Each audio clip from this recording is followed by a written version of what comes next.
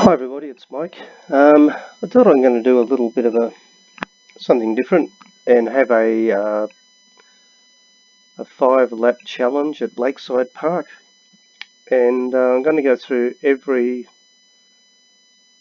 default car that's in rFactor 2 and see if we can get a bit of a series going about who has the fastest, which car's the fastest, and which car can do the highest, the best lap time, and starting with the slowest of the bunch, which is the Boxmaster. But it's a bit of fun. It's just a little old truck, and we've got the Lakeside Raceway, which I started building years ago, probably 2009.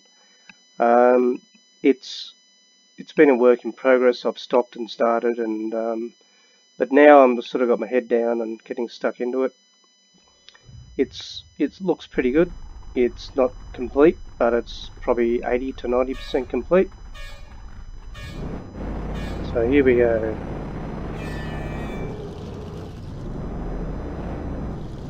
It is not quick by any stretch of the imagination.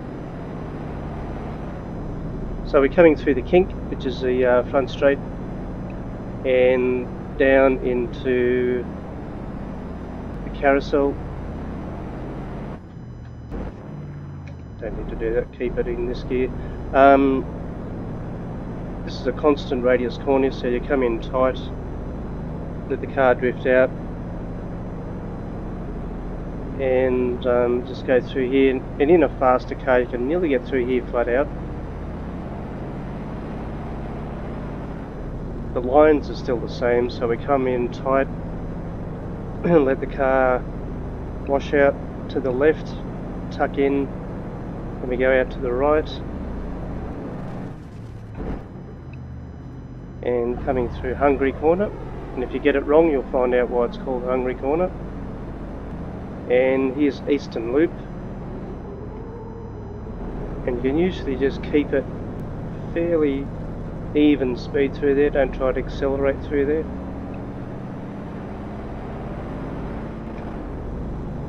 And coming through here, and you let the car wash out to around about here, and then aim to the right hand side of the track over a small crest.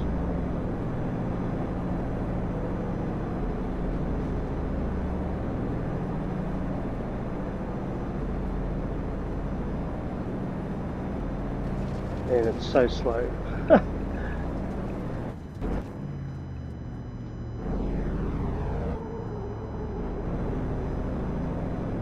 It's very hard to get an idea of how fast you can go in this thing, but anyway.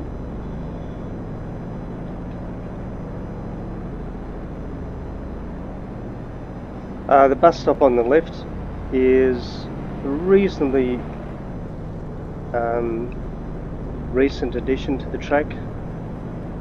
The other version I'm doing, which is the 1969 version, does not have the bus stop at all. And this section to the right was a spectators area, and that used to fill up with cars and people, and they used to enter the track where this sign is in the middle. It used to be a gate through there, and they used to drive in, and there was a fenced off area in the centre, and the track was also a lot narrower. In 2009 they widened the front section by about 3 metres, and they covered the whole, well, not the whole track, but they covered the track up to the bridge. But everything from the bridge through to just past the Eastern Loop is original track, and they've just coated it. They've never re-contoured or redone anything.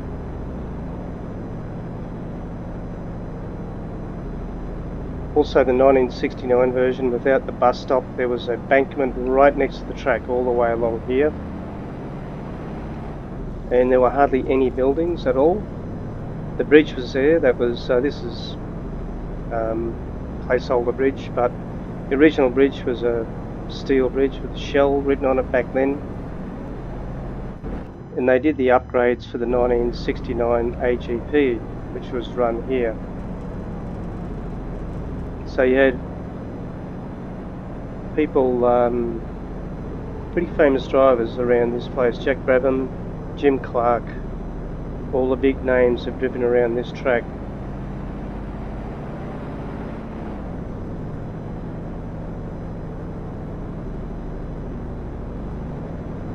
The current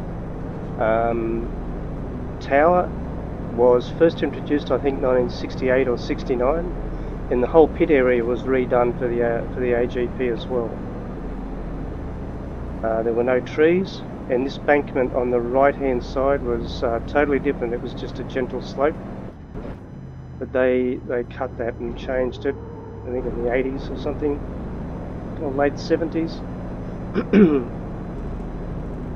The tree, the dead tree on the left, that was cut down a few years ago, or fell down, but that was a bit of a landmark. That's always been there, and so I put it back, and the bridge is gone now, but I put the bridge there because I like this era of Lakeside. This is like 2009 to 2012, 13, and then they started to change it, and they put up different barriers, and different tyre barriers, because everyone, you know, all the safety, insurance and all that sort of stuff, they had to change the track. And right now I don't like how the track looks. I think it looks,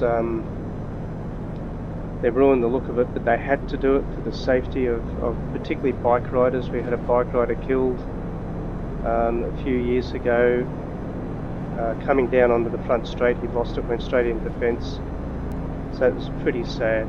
So I understand the safety issues, but for sim racing, I think it looks, the less cluttered the track, the better it is.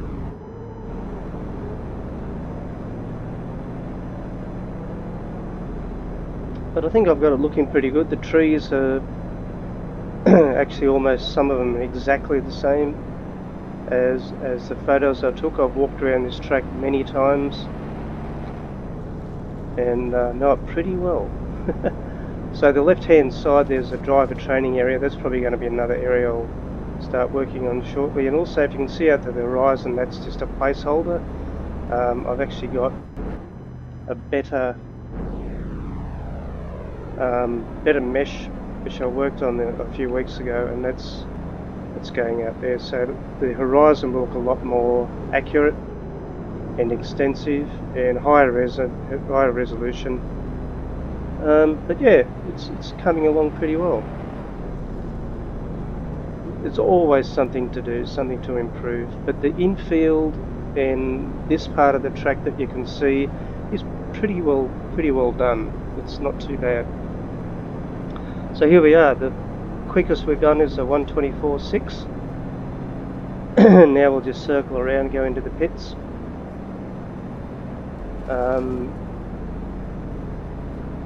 There's lots changed over the years, so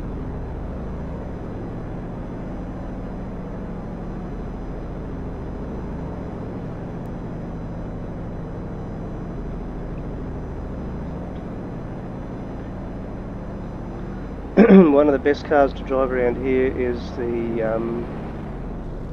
911 Porsche. That is sensational around here. The track is fairly bumpy, so I've tried to replicate that. My dream and goal is to actually scan it. I'm not sure what that will cost. If it's under $10,000, I will probably think about it pretty seriously. So everything inside the fences I'll do.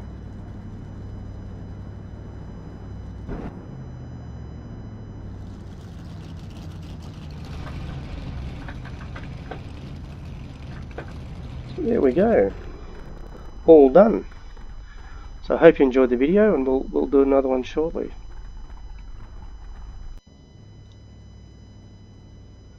So the time was 7 minutes 15 seconds.